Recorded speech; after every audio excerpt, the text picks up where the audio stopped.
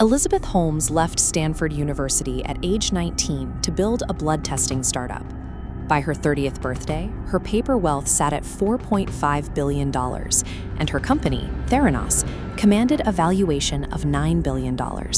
She surrounded herself with a board of directors that looked like a shadow cabinet, featuring geopolitical heavyweights like Henry Kissinger, George Shultz, and James Mattis. While this public image grew, the machine at the center of the empire was unable to perform the suite of tests Holmes promised. This translated into a harrowing reality for pharmacy customers. Patients began receiving medical results for conditions like cancer and HIV that did not match their actual health.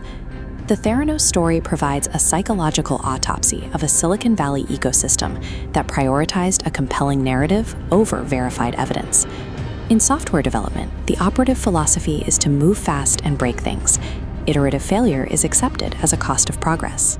Medical biology operates under different constraints. The human body does not conform to rapid software updates, and the diagnostic field requires slow, heavily regulated science. Holmes offered a promise to bridge these disparate worlds. She claimed Theranos could democratize healthcare by running hundreds of complex medical tests from a single, painless drop of blood. This promise functioned as a targeted pitch to venture capitalists, focusing their attention on industry disruption while distancing the project from the rigid verification required by medical science.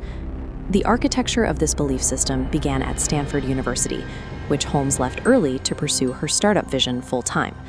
Rather than operating as a traditional biotech researcher, she adopted the persona of a visionary tech dropout. This included a curated imitation of Steve Jobs, from the black mock turtleneck and the culture of corporate secrecy to an artificially lowered speaking voice. By leaning into this recognizable archetype, she dodged the scrutiny normally required of a healthcare founder.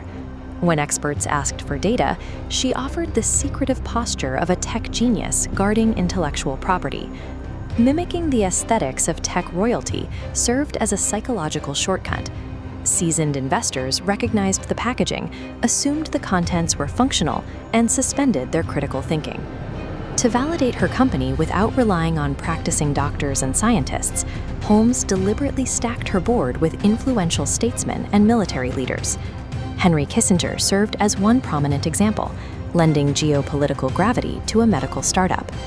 Former Secretary of State George Shultz provided another pillar of credibility, aggressively championing the company.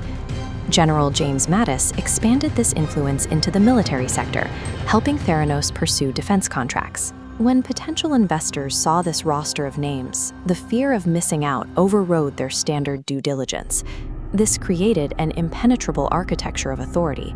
The venture capitalists assumed the politicians had vetted the medical science, while the politicians assumed the investors had audited the finances. Behind the closed doors of the Theranos lab, the proprietary Edison machines frequently broke down and failed basic quality control checks. Chief Operating Officer Sunny Balwani enforced a culture of intimidation. Employees were isolated and threatened with litigation if they questioned lab accuracy. Holmes and Balwani operated under a state of noble cause corruption. They justified faking current test results to secure the funding needed to eventually achieve their goals.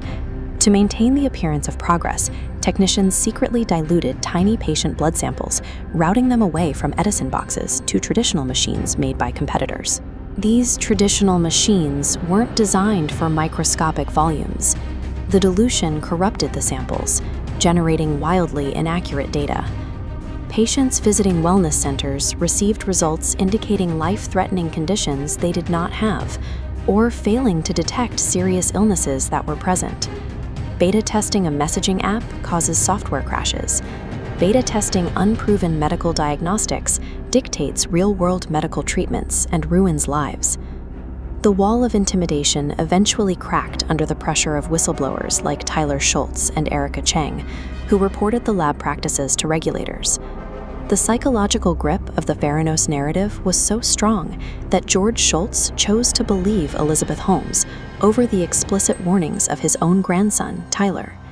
The illusion shattered when investigative journalist John Carreyrou began contacting former employees to verify the company's claims.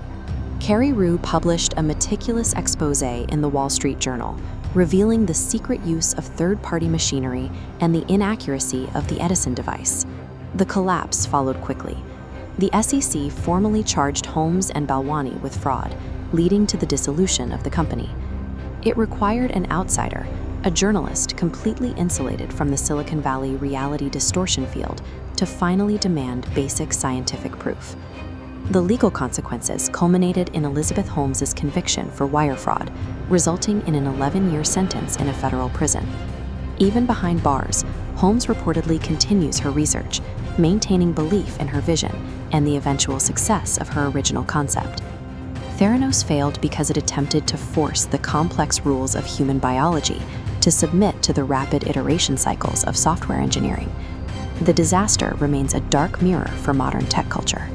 You can fake software until it works, but you can never fake the truth of human blood.